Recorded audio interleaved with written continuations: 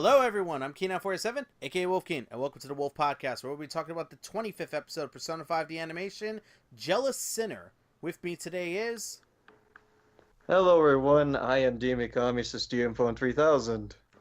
Hey everyone, this is FlOrangey. Hey everyone, this is Mario Fanboy 15, aka that guy who after replaying Persona 5, I can 100% confirm that Shushin Akami does indeed have a vice principal.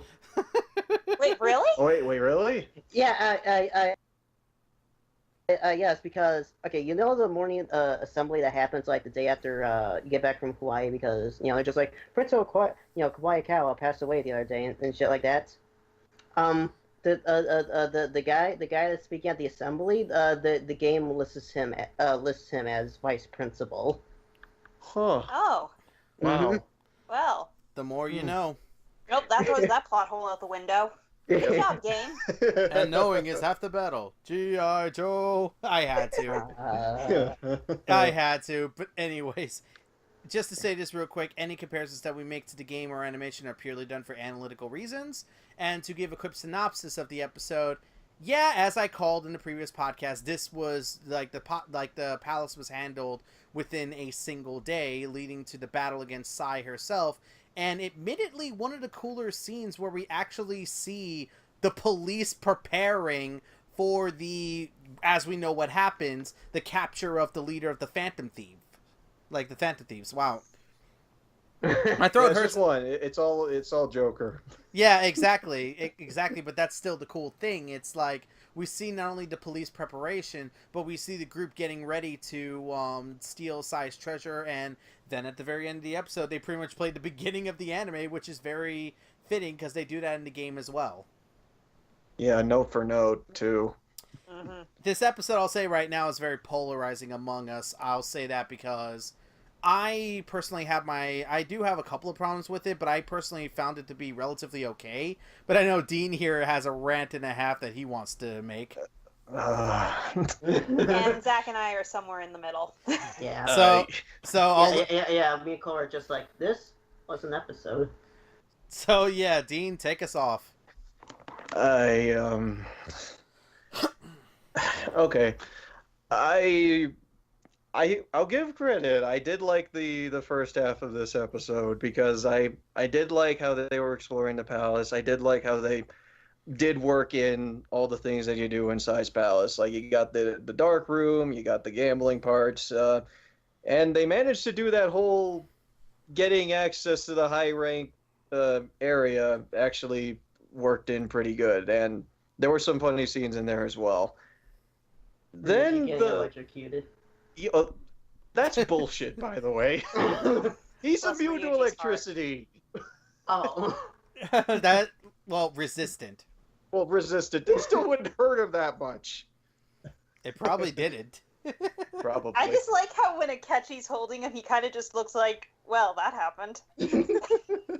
Maybe he's shocked too because he looked at his stats and was like, really, this hurts you this much? Aren't you a Wow, these phantoms suck. Wow. But anyway. That's the best stats. Well, and physically, but he just sucks at anything related to magic or intelligence. Yeah. Like On's any better when you think about it? Her intelligence sucks as well. Yeah, and she's supposed to be the black mage of the group.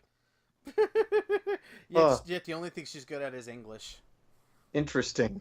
English is where all of the good spells are. Oh, right, because everything is based off of that, and that's how you cast spells. I gotcha. Well, technically Latin. Well, yeah, whatever. technically Latin, but it's not English. Point. I didn't like the latter half of the episode. How about that? All right. I did like the first half. I really didn't like the latter half. I had some issues when it came to the boss fight. Most of my issues with the episode did come from the boss fight, as well as just how they handled the majority of the latter half of the episode. But yeah, I think most of that just definitely started like as soon as like Akechi made that claim. It's like, hey, we should save the rest of our. We should save stealing Sai's treasure for the day before when she's about to conduct that raid. And I was just like, and then after that, they were like, oh, Torinosuke, yeah, he's a thing, and he and Ren did share a connection. And then immediately afterwards, 3 weeks later happens. Yeah, but then again, I think that I can understand that, quite honestly. Well, first off, Akechi bringing up the idea of waiting to the operation to the very end makes sense, because Sai is the kind of person who probably wouldn't be fazed by the idea of a calling card being sent. But if it was sent right before an operation is about to happen, yeah, it probably would set some alarms off. Like, how do they know? Like, how would they know that she's about to do something very soon? It makes it seem that it was premeditated, which, yeah, would probably throw her off her game a bit.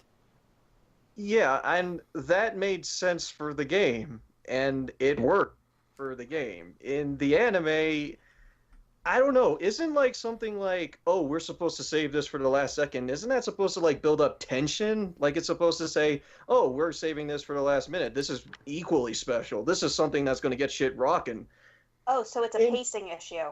It is. Yeah. In the anime, it was basically like, oh yeah, 1 second we were just like, okay, we have to save this for the last second. We're going to make this kid cool. And then you hang out with Torinosuke for a day, and then it's like immediately after, Sai got the calling card. Well, look, that tension flew out the window. Wow, that was amazing. It flew like Papillon as a butterfly. So, I hated that because it just pretty much like wiped out any sort of like tension that came from the whole thing. You could have easily worked in like them working on a confidant or something, but no, it was just like, oh no, we got to move this along. We're already at episode 25? Oh shit, let's go. And the next episode's supposedly the final one for this season. Yeah, supposedly. I was hoping that they would have saved like both the fight as well as what happens next for that episode, because it would make a lot of sense, but apparently not. Apparently we didn't save like the time for cleanup. We had to shove the shadow fight in there. Yeah, hearing you describe it like that, I can definitely see where you're coming from. Yeah, same here. I'm not going to deny that. It did feel a little weird in terms of, like, pacing and otherwise. It's like, the beginning portion, how they handled, like, adding, like, sprinkling the confidants with the palace venture. I liked it because we received a conjecture to what was going on with Ren and Ren inside the metaverse. Like him, getting a new airsoft gun from the shop and then using it in the metaverse. Him learning how to shoot a gun from Shinya and then doing it again and then using what he learned in the metaverse. And even with Tai, where she literally gives him an energy drink because she wants him to be at 100%, and him just drinking it inside the metaverse to get himself healed up. Yeah, that's part of the reason why I like the first half, because they did work in like everything that Ren was pretty much learning from all the confidants that he's going through, and actually working them in a way that actually makes sense. Like, oh, EY gives him guns, so thus he's using a better gun. Stuff like that. That I liked. Yeah, because I believe the first gun he starts with is a Tokarov, which is a Makarov lookalike.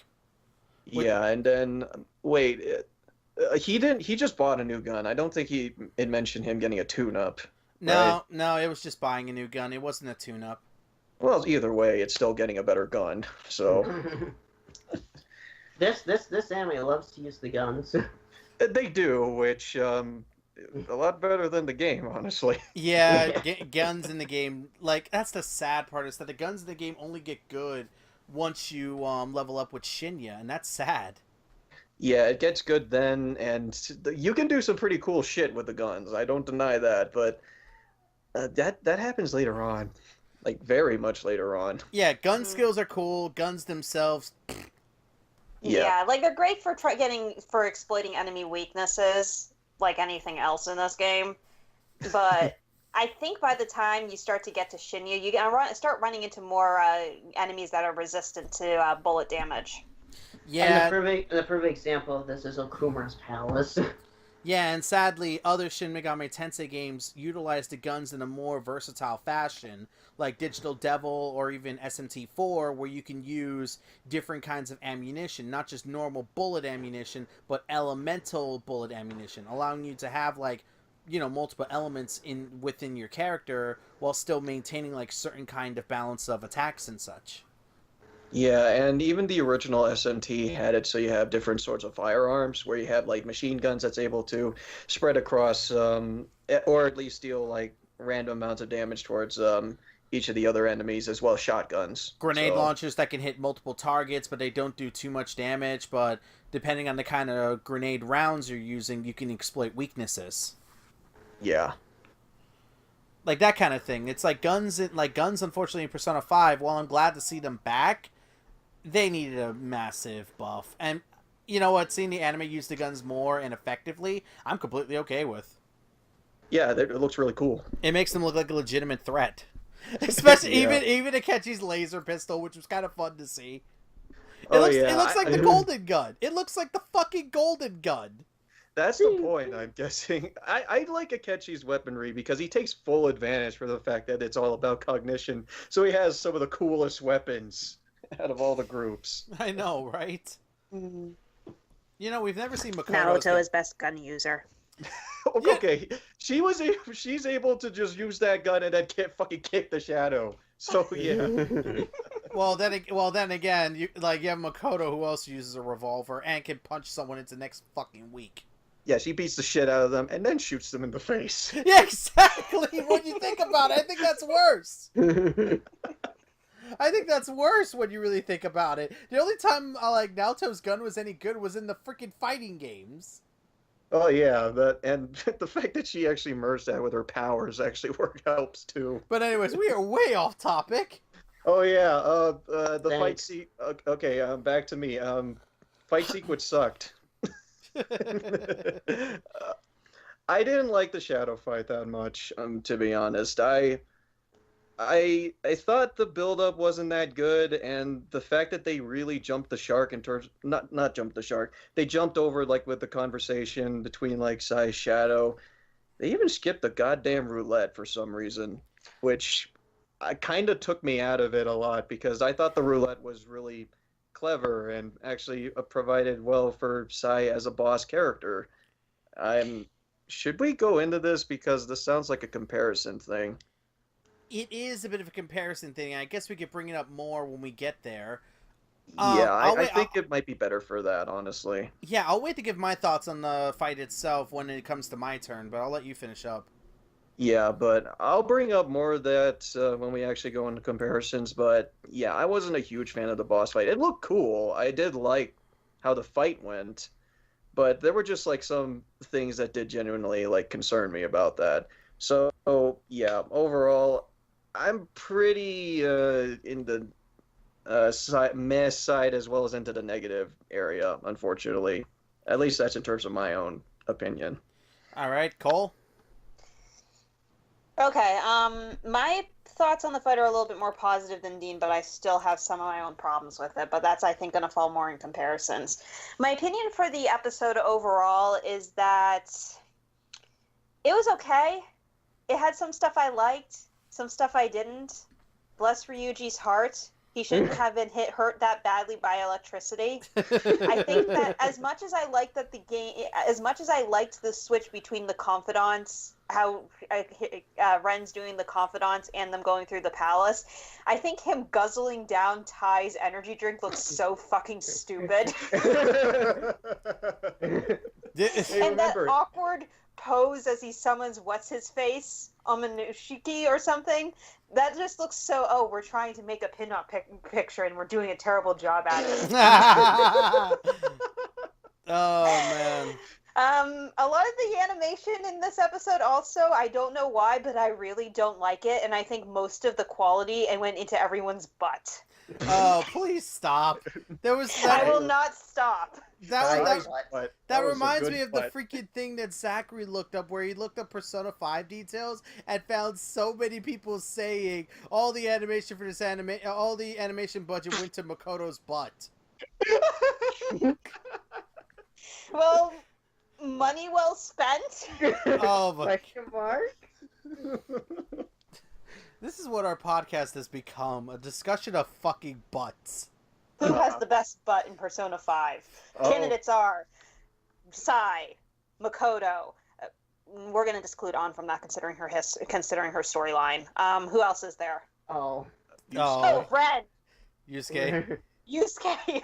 Yusuke. Ryuji, actually. Yeah. Yeah. Has Haru gotten one yet? Not really, but then again, her Oh. outfit isn't really suited for that. Yeah, Haru's outfit's not actually that skin tight compared to the rest of the characters. Yeah, remember, her uniform isn't really traditional compared to the rest. What? Both in Well, terms of real life and metaverse. Mm-hmm. I was about to say. As you know, size is obviously the best because it's bare.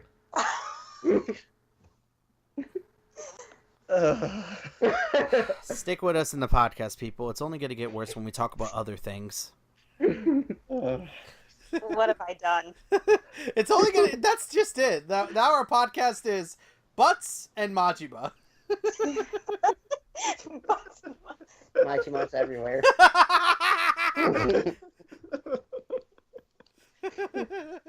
But in all seriousness, much as I enjoyed some of the stuff in the episode, I don't know what happened, but the animation in a lot of areas just took a huge nosedive.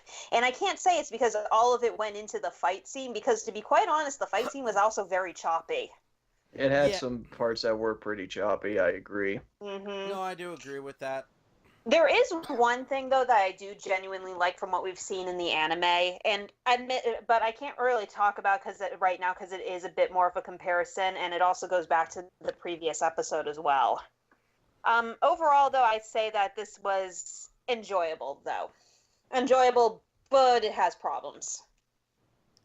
All right, Zach? Yeah, I'm pretty much on the same boat with Cole. I find this episode to be alright to good with some good and bad things. Going back to the fight scene itself, yeah, the animation wasn't that good. I think the perfect example of the animation not being that good in the fight is when they tried to do the all-out attack. It was. I mean, points for creativity, but It could have been done better, but then again, still better than the first time they did it. Yeah. As I said, nothing is worse than the first time they did it. Nothing is worse than Red's going ghost transformation. Nothing is worse than the recap episode that degraded Makoto's storyline problem. We're just going all in. We're going for an all-out attack. But yeah, I will say this about the all-out attack. I at least liked the close-up they did of Ren. That was cool. That was cool. One other thing I did like about the fight, points for also creativity of this, Ren shooting Sai when he as he jumps down from the UFO. That looked cool. That was cool. That was cool. Yeah, but the other things we'll talk about in comparison. One thing Can we just also acknowledge the fact that when Sai is blasting Ren and Akechi with fire, they just stand there like complete dunces. And then Futaba has to protect them with her shield ability, which, by the by, guys, that ability only kicks in game when multiple party members, including Joker, are about to get wiped. So basically, Ren and Akechi are idiots. Yeah, exactly. If this was game logic, yeah, technically speaking, they would have bit it right there and then. How ironic, since they're supposed to be one of the smartest people in the group. Ironically. Well, not really, because they didn't. Makoto and Futaba are smarter. Exactly. Remember, their group was pretty disorganized until Makoto joined in. Yeah. So, what's the strategy? Well, we go in, beat the crap out of Shadows, and kind of just look around. Speaking of the fight, Cole brought this up early off the air, but Set, not Seth, but Set.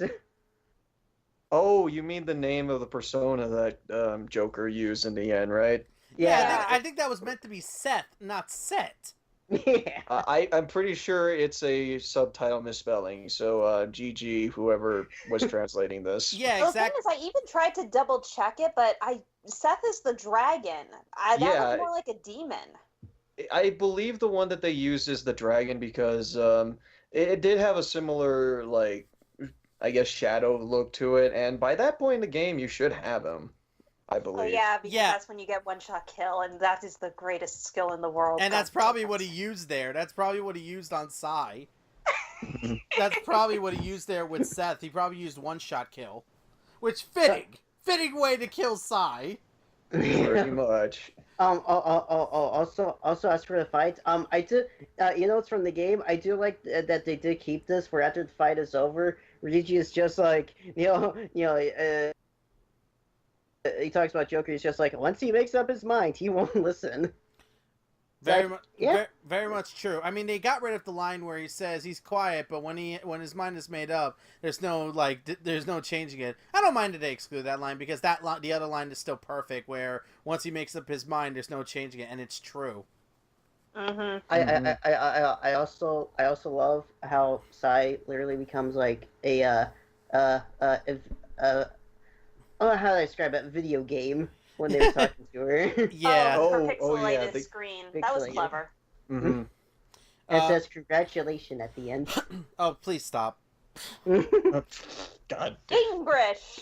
Is there anything you want? Congratulations. So, actual fun fact, congratulation is in fact the singular form of congratulations. It just completely fell out of use like several years ago. Like the word stellar. I consulted the dictionary. Oh man, but is there?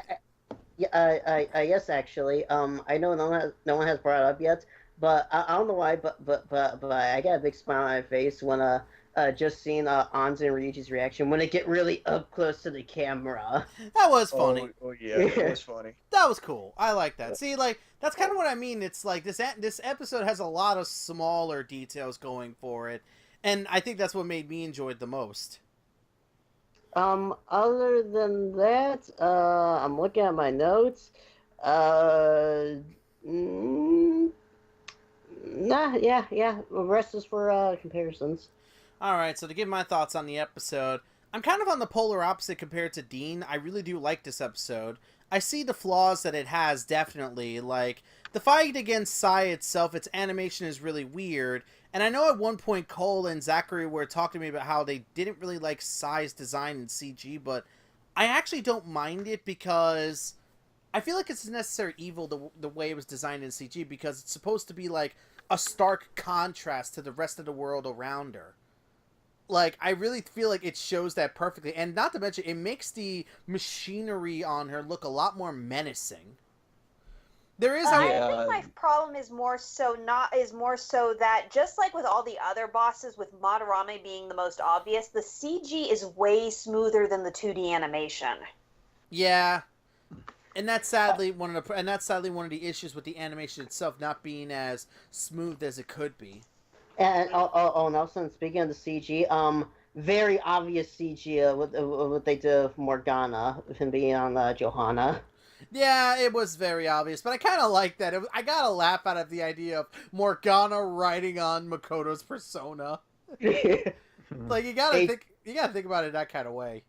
Also, yeah, that's the kind of stuff that you can't do in the game, and you can see it in the anime. That's stuff I like. I like how he jumps to attack Sai. So basically, Fire Emblem pair-up system. Pretty fucking much. Oh, and I can say that now since I've been playing Fire Emblem. But anyways, yeah, like I didn't mind the fight all that much, quite honestly. It was a lot more, at least, varied in terms of some of the other fights that we've gotten beforehand.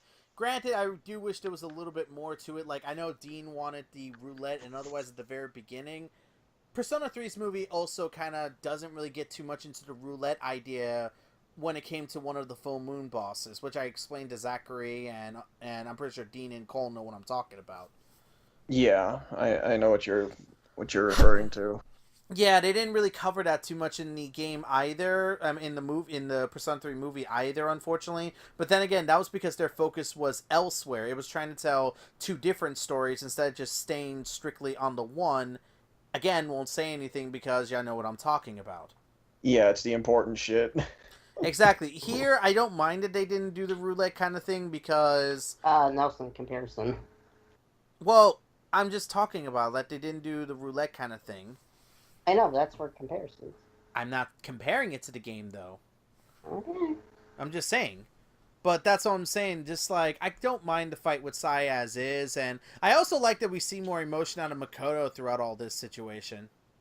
Oh yeah, I agree because there were parts that did seem like it genuinely affected her because, well, we're basically putting her sister's life on the line.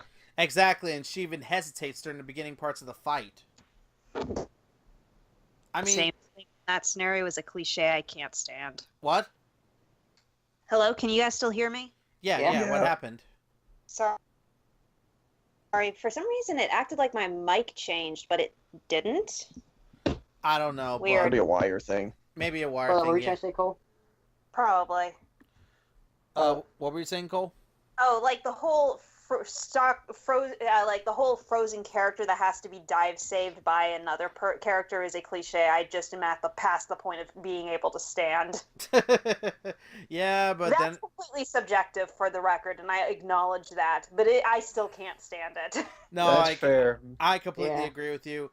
It's just the way that the episode was setting things up. Well, I do agree with Dean that some parts have a pacing issue.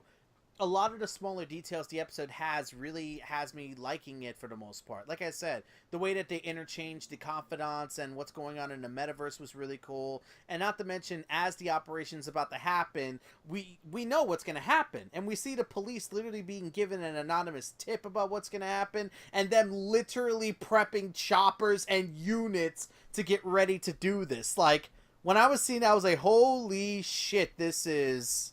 Yeah, like, we know what's going to happen, but actually seeing it being prepared, you just can't help but be like, oh, fuck. Yeah, and also remember, for those who haven't seen the game at all, they got the whole hint that there's a traitor among the group. So when they heard that apparently there's an anonymous tip that's going about it, that just more further reinforces that. I might as well say this. I'm not gonna say why, but I really loved at the very beginning of the episode where we see Oya at the bar, and they're talking about the diet and and Sheeta and all that other stuff, and we see Oya at the beginning, and again, I'm not gonna say anything about that. Well, then you shouldn't have brought it up. Well, I just want to bring it up.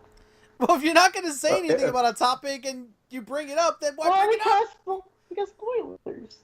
Oh, you still brought it up, so Exactly. you even just Okay, declared it as a reminder spoiler, for so everyone it's still like that relevant. the man that they showed, he was as early as episode 5. Yeah, I know. That's the problem. It's like, and the thing is, like, yeah, it kind of brings him back, bringing up this idea of him becoming a new prime minister. And you know what? It kind of makes sense because with everything that's been going on, Phantom Thieves and otherwise, it would make sense that someone would be wanting to become a new prime minister or some shit like that. Because apparently the current prime minister, or whoever is in charge of this country, don't know what the fuck they're doing. Let's be fair. Yeah. Let's be fair. We have a group of teenagers literally changing the hearts of corrupted adults. How have they not been caught yet? Magic. That, No, really. well, they are using magic, so... Fair enough. But anyways, let's get into comparisons and differences. And I think the biggest one is definitely the fight against the fight with Sai. That was the one that I was talking about where they didn't do the roulette game. Mm-hmm. Well, Gene, feel free to go on your long rant. Okay, the thing is about, like, the whole roulette thing is that it was, like, a perfect... When I imagine the boss fight... let me just put this for the record. I fucking love this boss fight in the original. Mhm. It just had so many things that was really going for it that I absolutely love. So, Mm-hmm. Yeah. the thing is for this one is that I thought that it was a perfect setup to start out with the whole roulette thing because it fits in with the theme, and the fact that Sai cheats in that one proves...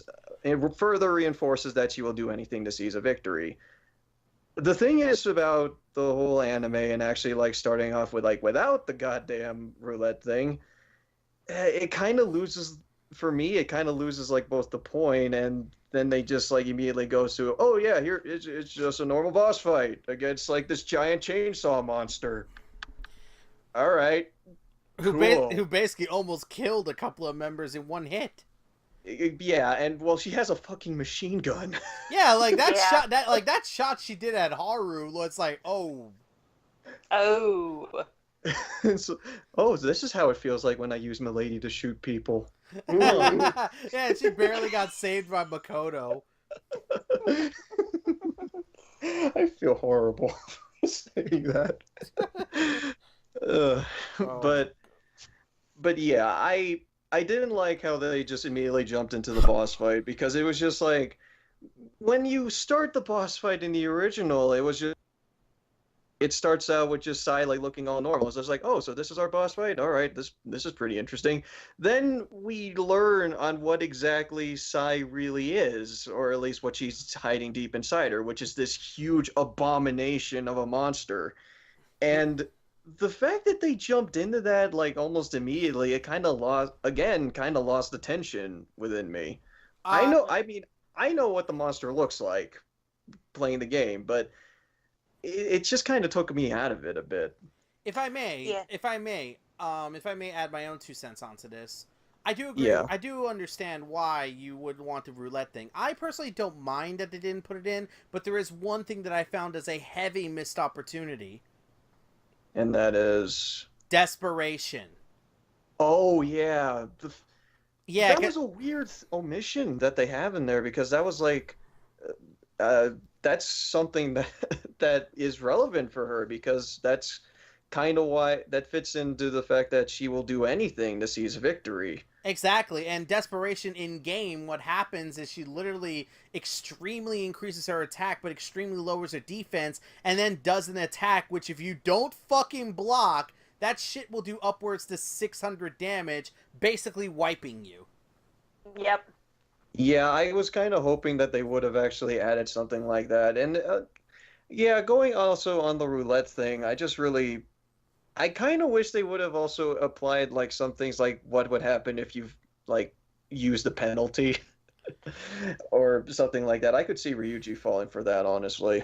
I also want to talk about my disappointments with them removing the roulette, but for a slightly different reason, Yeah, go if ahead. you don't mind. Yeah, go ahead. Yeah, sure. Okay, so, and this actually goes into another difference that I noticed even in the last episode. In the game, because the system is rigged against them, they literally have to out-cheat the cheater. But in the anime, they still win. They still play by her game and still win. Even when they were when Akechi manipulated the coin, the whole coin draw thing, he still technically played by the rules. The fact but we still know that Sai is rigging the casino against them. Removing the roulette still removes her last play against them. To be honest though, that actually does make me have a little more respect for this episode, mainly because it means they were able to fully and utterly prove Sai wrong. Sai thought that the only way to win, the only way to become the best, was to cheat, and the Phantom Thieves literally just spit in her face basically and said, no, we pretty much got to this point and did everything that you told us to, playing completely and utterly fair. Mm-hmm. Yeah, which is ironic given the fact that they're freaking thieves. True. But that whole scenario is why I don't like that they removed the roulette, because in order to get Sai to come to her senses, we had to force her hand to stop cheating.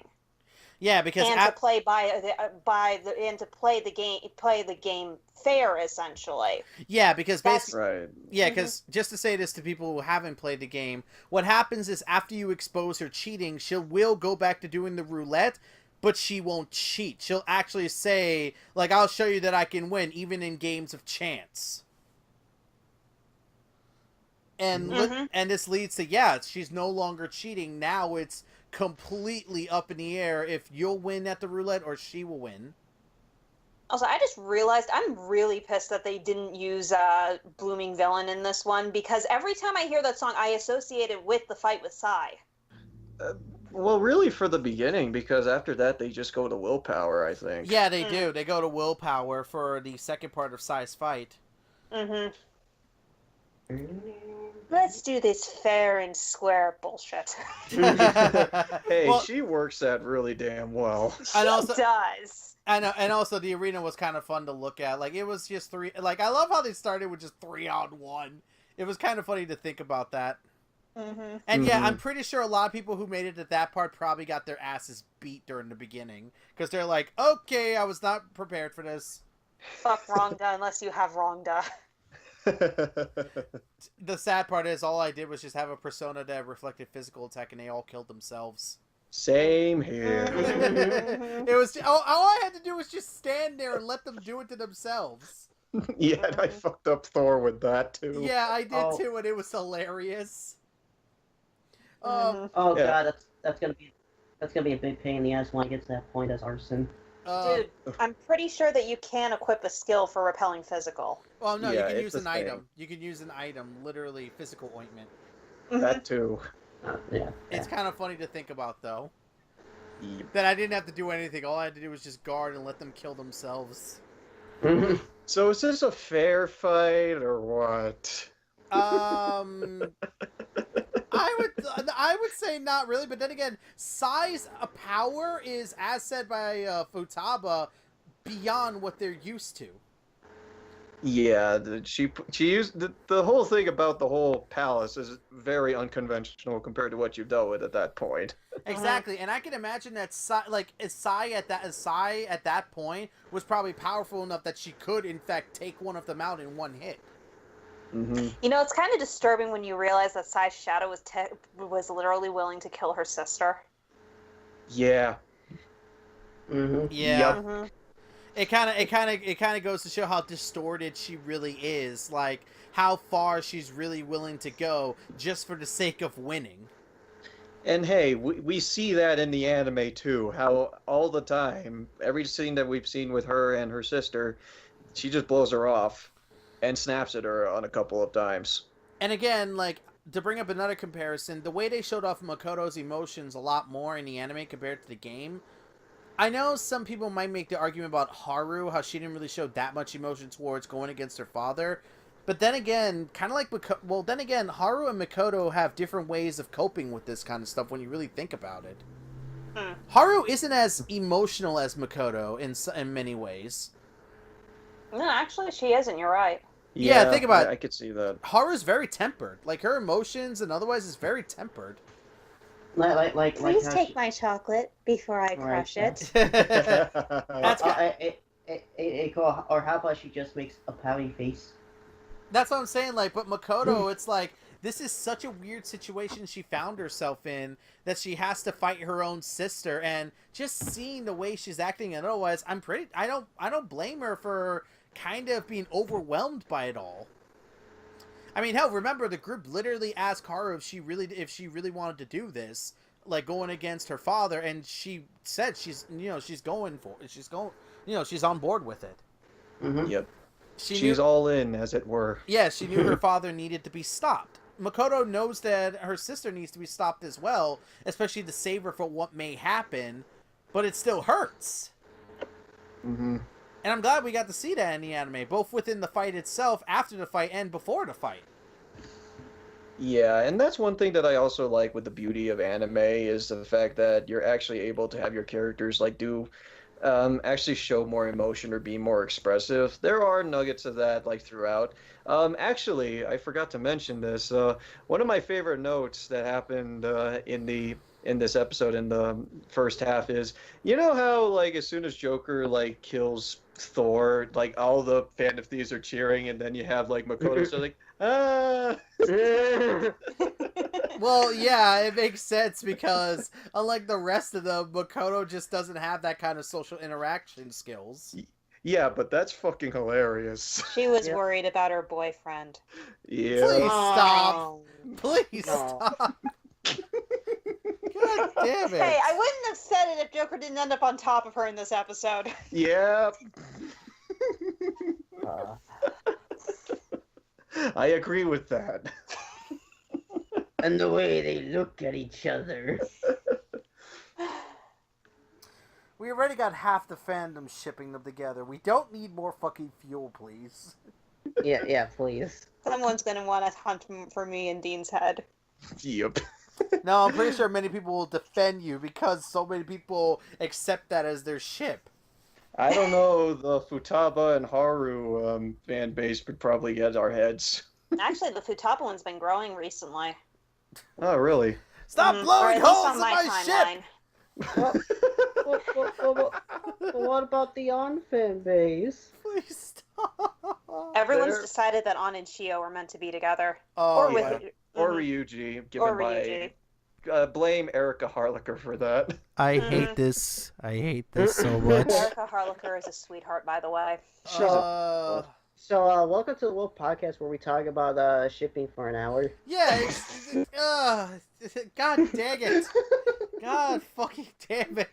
Anyways, back to comparisons and differences. Where's the Oya fan base? Oh, wait, there's an Oya fan base? Maybe. Wow!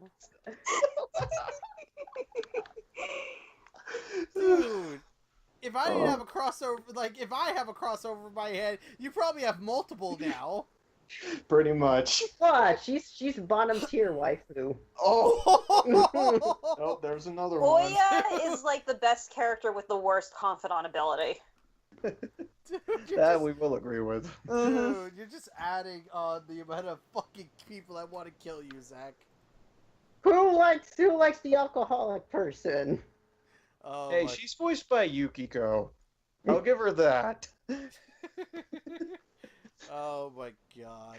Anyway, I have one comparison. Go ahead. Go ahead. The one comparison I do like is that I do like the fact that it's only Makoto that goes to the courtroom instead of everyone that sticks out like a sore thumb. Yes. Yeah. Yeah, Yes. yeah. Yes, and you know what? It is consistent with what we know both in the game and the animation. Because remember, the whole reason they got to Kanashiro's palace was because of Makoto being a VIP kind of person to Kanashiro in terms of money revenue. So it would make sense that, hey, like, Makoto has been seen by Sai, so she has access to the high stakes floor, which means that she could bring her friends. I also noticed something interesting, actually, because I noticed that Sai said, oh, she did come, which makes me think that she's probably invited her in the past. Yeah, and probably, like, unlike the previous time, she actually read the message that Makoto probably sent her, because Makoto sends her a message, but she makes it like, wait, I think Makoto sent me a message about that. Which makes it clear that she probably only glanced it, but here, she probably actually knew Makoto, Makoto said, hey, I'm going to come to one of your cases, probably wrote it off as, like, nothing more, but then when she saw her there, she was just surprised. Mm-hmm. Mm-hmm. That was really cool. I like that as well. Mm-hmm. Yeah, that was a Yeah, nice difference. it's a small difference, but I like it. It's a nice touch, and as well as it makes a lot of sense. And one more minor difference I want to bring up is definitely the way they handled, like, the whole thing where they got the money to pay for the bridge, the 1,000,000 chips. In the game, it was handled while Sai was still in the know, and one person always made this argument, and I can't disagree with them. If Sai was there listening to all this and hearing that they have the money, why doesn't she just increase the amount of money they need again? Yeah. That never bothered me, but that's just because my suspension of disbelief can stretch that far. Yeah, but in the anime, they handled it in a more understandable way, where Sai was already blinked out. They go like, they'll never get the 1,000,000 chips, and then Akechi just figures out the plan and they get it. Actually... Uh-oh. And I will be honest, with this palace in general, the one thing I couldn't stand about it in the game is that the game tries to elevate how wonderful Akechi being there is by having him just figure out every single thing, and in here, no, he just feels much more naturally integrated. Yeah, Like, yes. mostly just having him just standing in the background. Freaking agreed. And you can see throughout like the entire palace that Akechi is just like always contemplating and basically like, how else am I gonna cheat this bull? Yeah, like he's like again, but then again, Wait, really? He was contemplating that? I thought he was contemplating pancakes. Blueberry, chocolate chip, or cinnamon. but here's the thing. IHOP around here. Here's the funny thing, though, and there's only one thing I need to say: chess. You always have to be like a bunch of steps ahead of your opponent, and that's what Akechi was in the entire situation. He was multiple steps ahead of Sai. And I think Nelson said this off air, but the way Akechi explains in the anime is he explains it better in the anime than in the game. Yeah, it's a little more simplified, but I think something that helps it also is we also have a visual aid to show us, not just the game just telling us. Yeah, exactly. Well, we actually see him paying his own way into the maze, then betting on Joker after making a loan. It's like, I really like the way they handled that, and it works. Oh crap, we're like 45 minutes in now. I knew this was gonna happen. Yeah. Every time something about Akechi comes up, it takes a little longer. Oh shit. True enough. Wait, we talked about both FlOrangey and Akechi this time. Well, yeah, that's Holy true. fuck. Oh man. Yeah, that is true. But I don't think there's many. Longer. I don't think there's many more comparisons we could talk about though at this point. I got one. They talked about it in the game, but here in the anime, we actually do see the treasure. Well, yeah, that's actually a good one because in the game, Makoto says that she knows what it is, even though it's supposed to be blurry. But here we actually get to see the police notebook, which I don't think it said who it belonged to. I don't think it was said. Her dad. But was yeah, it she said Makoto said it belongs to their dad. Oh, okay, but was it said in the game or was it said in the animation? Yeah, it was In the anime it was, yeah. Yeah, I was okay, thinking Makoto. Making sure. I think it was mentioned in the game, but I don't remember. It was. It but might it have was. also been stated like it was. Huh? It was mentioned by Makoto. Yeah, Okay. it was mentioned on the side after they went back. Yeah. But yeah, that's pretty much it. Like, there's not too many comparisons in the episode, but many of them, like, again, say it all the time, devil's in the detail. So. Also nice to see that we're almost at the end of Hifumi's confidant. Yeah, we're getting. Oh yeah, she's gonna talk to her mom.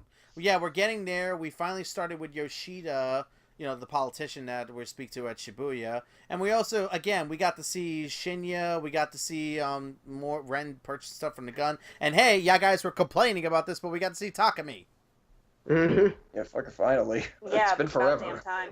Though I have to be honest, and it's just simply because of the fact that campaigning for an election can take a long goddamn time, regardless of what kind of station you're in. I don't like that it took so long for us to finally get to Yoshida. Yeah, I agree with that because, especially since around this time, isn't like his confidant going to be closed off? Yeah, actually. Yeah, it very well will, but I think the way the anime is going to handle it is in a different fashion. So Probably, yeah.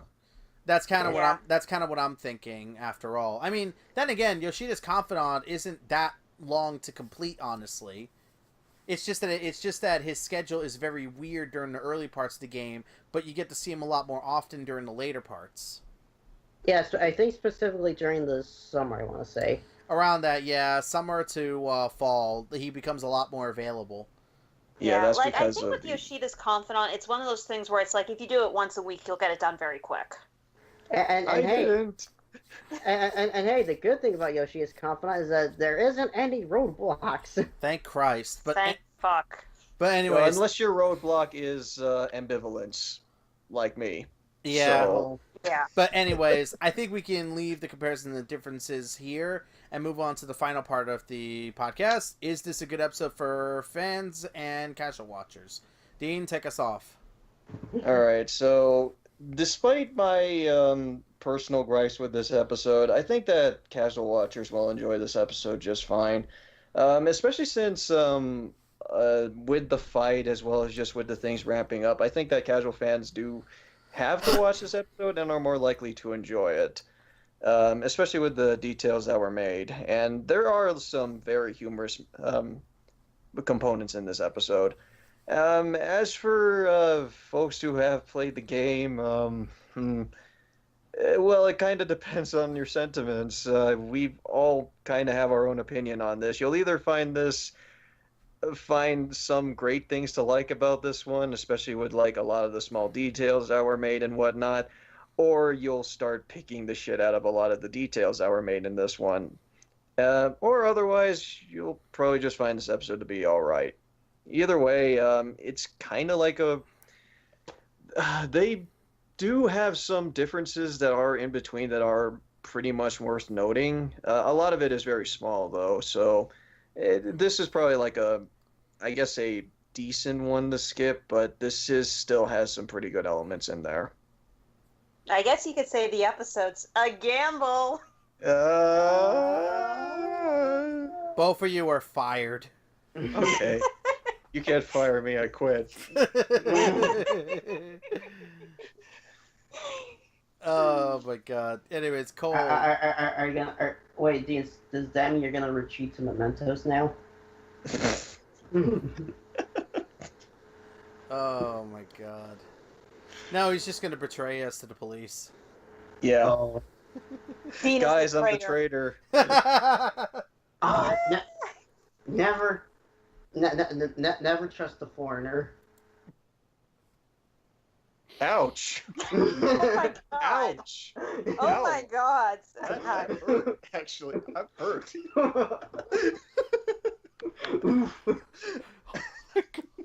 That was Actually, That was- really hurt by that. Oh my. I Wow. need to grab a drink. that was actually. Oh no. What a stinger. Dude, I think that was the most racist thing that we've said so far. Oh my fucking god, people are gonna hate us forever. Oh goodness gracious. My god. That was me. That was too far. Even I can admit that. Nah.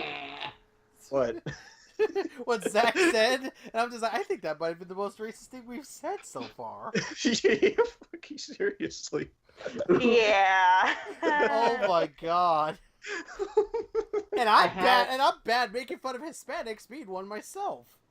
I saw an opportunity and I took it. But should you have taken it? I'm not Yes. sure. It was Yeah, No, not in all really. seriousness, no. Yeah, all seriousness, no. That's taking God. things a little too far. it Yeah. was worth it. You're an evil bastard. Seriously. You are an I evil just mother... realized this. Dude, I'm an asshole. A huge asshole. But even I have my limits. Anyways, Cole, give your thoughts. Zach, why? What did he do? What did he do? What do you do? What do you I do? didn't do anything. I'm just giggling in the background. God damn it, Zach. God damn it, indeed. Ugh. I'm sorry. I don't know why, but this entire exchange that just happened reminds me of the time one of my friends, who is half Asian for the record, died of laughter at the yellow plague line in Honey Pop. Oh.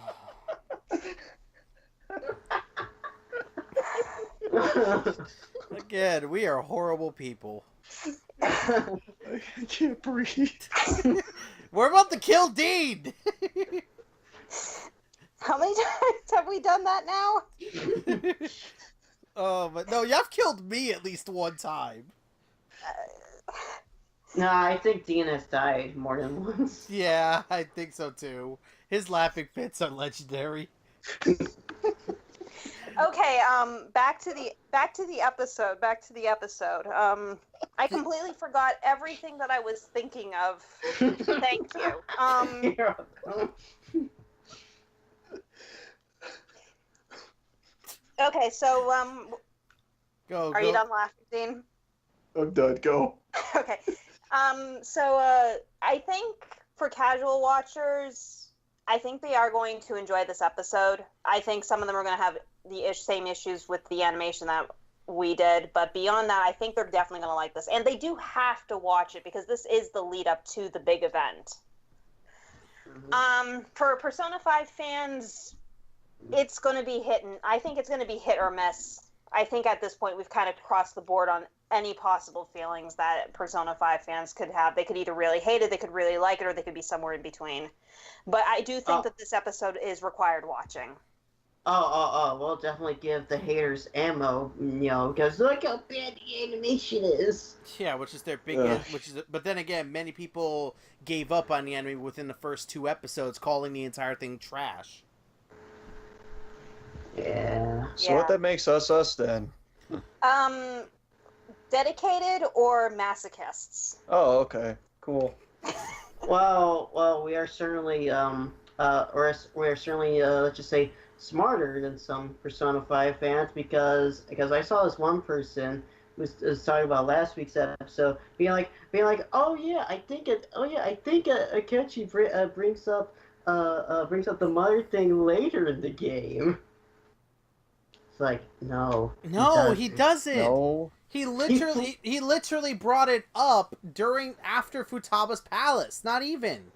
Mm-hmm. Like, right after you finished up Futaba's Palace and she's integrated back into normal life, he just comes in to have a freaking coffee and literally just explains his mother's backstory right there and then. I was just like... So, Akechi, how are you doing today? My mother was a whore. Killed herself when she had me. Oh my god. Awesome. That was rank up. Rank up. Anyways, Zachary, give your thoughts. Okay, for casual watchers, I do think they'll get some decent showing of this episode. As Cole said, they might have some problems with the animation, when it comes to the fight itself. Especially when you consider, I just realized this, especially when you consider the fact that Kamoshida, Kaneshiro, Wakaba, Okumura, and yes, even Mairame, their fights were way better looking animation-wise. Yeah, unfortunately, this is one of the problems A1 is very infamous for, where their animation looks really good during the beginning, but then it starts to take a serious nosedive as the series continues. Look at this budget. We're going to hit stick figures by the time we reach Endgame. Oh. So we're going to go the Evangelion route. Oh God, no! Congratulations. I'm just especially flabbergasted by this because the other Palace bosses were better animated. Again, A1 is infamous for this kind of idea. Yeah. And this is coming from the guy that watched Sword Art Online. The budget ran out. Yeah, why do you think they the budget went into everyone's butts? Yeah, even in Sword Art. We spent even in Sword Art, even in fucking Sword Art. Oh man. But yeah. Wait, even in Sword Art, the budget went into every. Oh wait, Sinnin's. Yeah, never mind. Yeah, don't forget Sinnin. Come on. The worst part. Is there someone at A1 that just has a thing for butts? Because normally this happens to boobs. I don't know. It's the same kind of thing people ask. Does Bethesda have some kind of fetish against prisoners? You got a damn good point about that, honestly. Because every Elder Scrolls game, prisoner. And also, you think that's bad. One of my brothers has Volume 1 of Sword Art, the manga. Yeah, I know, but the visual novel and otherwise is a lot better than the animation. That's what I've heard. Funnily enough. That's what I've heard from many people. But anyways, continue with your thoughts, Zachary. As for fans. Yeah, it's only gonna be hit or miss. I predict this episode is definitely gonna be split among the fan base, whether it's good or not. Especially when it comes to the animation, the fight itself, and yada yada yada. And that's all I have to say. As for me, casual fans, I think casual watchers are definitely gonna like this episode. Primarily because it's continuing the setup for what's going to happen, especially with the post-credit scene where they literally played the beginning of the animation again, pretty much leading to what we all know will be Ren's capture. So it's literally going to be setting things up pretty significantly for the next episode, which, if it's true what Zachary says, is going to be the final episode of possibly the season, Which, yeah, it's going to be interesting to see what happens after this. I mean, we know, but it's going to be interesting to see how the anime handles it, especially considering that they said there's going to be a divergence that they plan to do. Yeah, there's going to be a deviation, and it's like, we were already told it was only going to be 24 episodes, but a lot of people have been counting the number of volumes and the number of episodes per volume, and at this point, it looks like we're probably going to hit up to somewhere between episode 32 and 35. Yeah, somewhere around that range. But, yeah, I feel like this is an episode casual fans will enjoy, but as for Persona 5 fans, you're going to hate it. Plainly simple. I'm not even lying. As much as I like this episode, Dean makes very strong arguments for why a fan of Persona 5 will hate this episode. And I really think fans of Persona 5 will hate this episode for a variety of different reasons.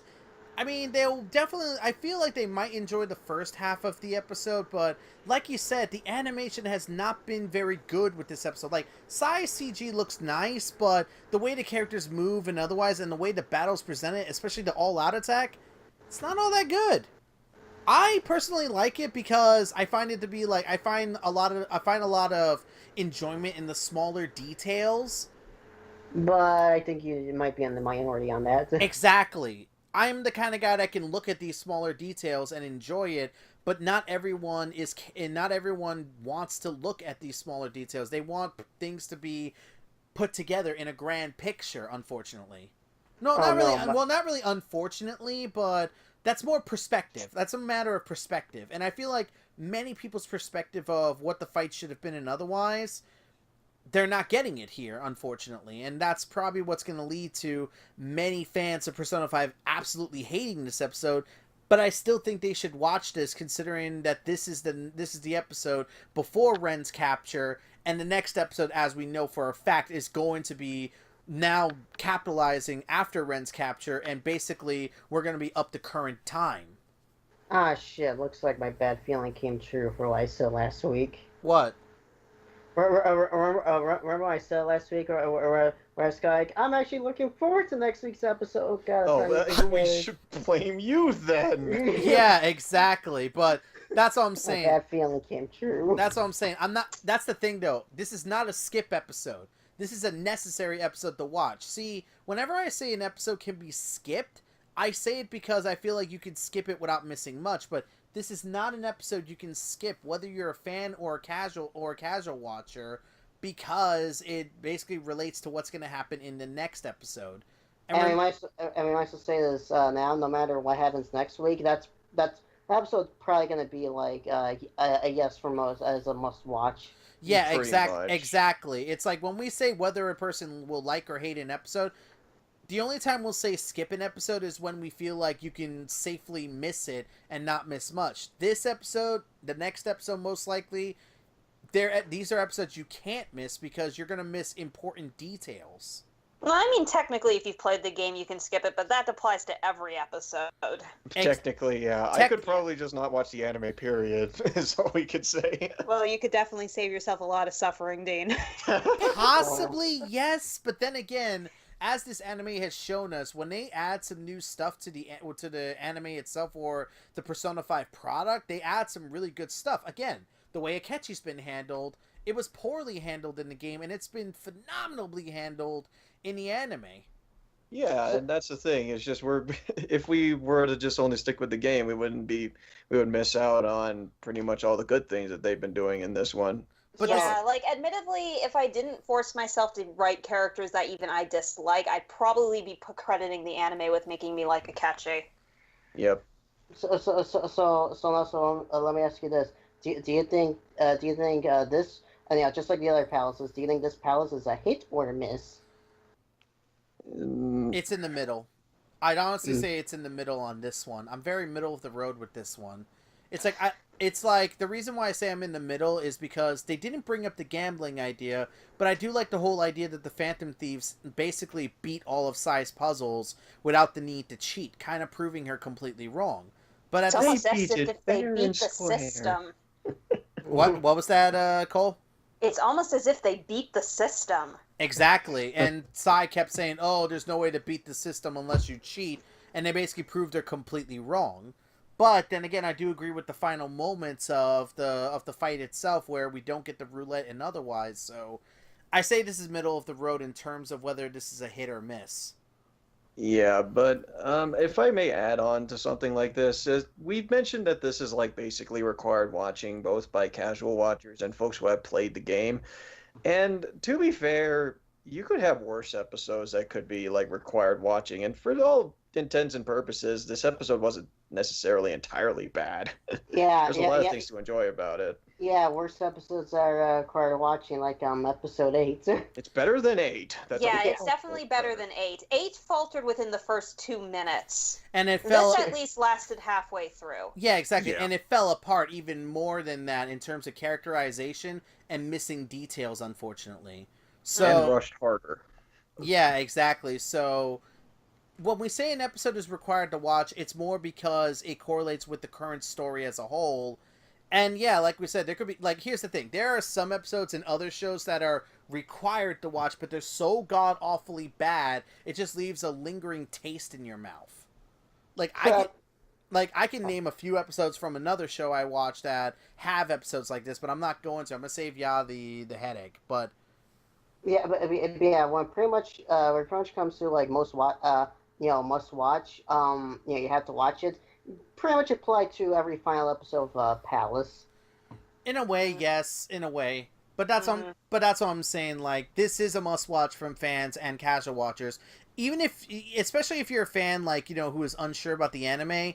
This is a watch primarily because of the next episode that's going to happen, and it's going to culminate in a lot of stuff. I mean, we're catching up with the current timeline where Ren is still in the interrogation room with Sai, telling his story to the person that he just stole the treasure of, basically.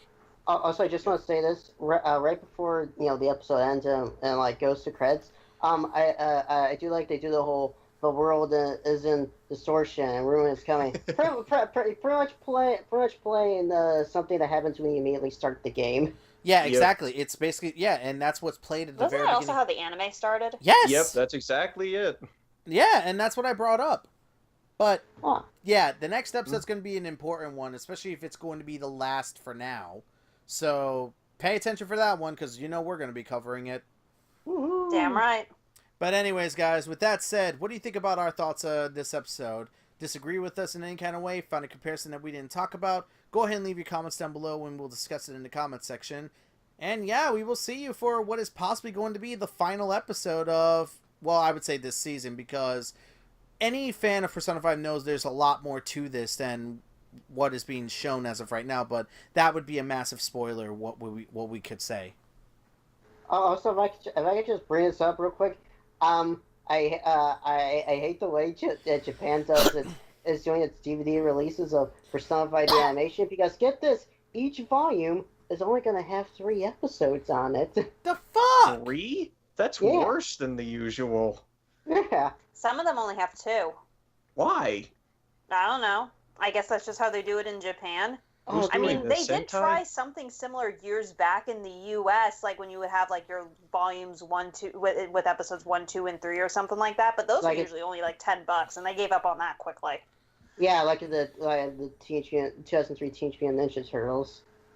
Yeah, and especially now, or when Avatar: The Last Airbender first started coming out. And especially these days, we have Blu-ray. Those things can hold a lot of data. But anyways, with that said. Till next time, guys, I'm Keen947, aka Wolfkeen, along with... I am DMikami, this DM3000. I am FlOrangey. I am Mario Fanboy 15, and I hate and screw those personified animation DVDs. And I guess we'll see you for what may very well be the final episode of the Wolf Podcast for the time being, at least until they decide to do more, because... Again, if you've seen Persona 4's animation or Persona 3's movie, you know there's more to the story than they're telling us. Mm-hmm. But remember, we still need to find out the traitor. I wonder who it is. That's gonna be It's Yusuke. It's Yusuke. Well, I said it once. I'll say it before. It's I see the newspaper club girl. I said that, you dingus. No, it was Joker all along. Oh, yes. Oh my god. Oh my god. But anyways, guys. Whoa. Till next time, take care.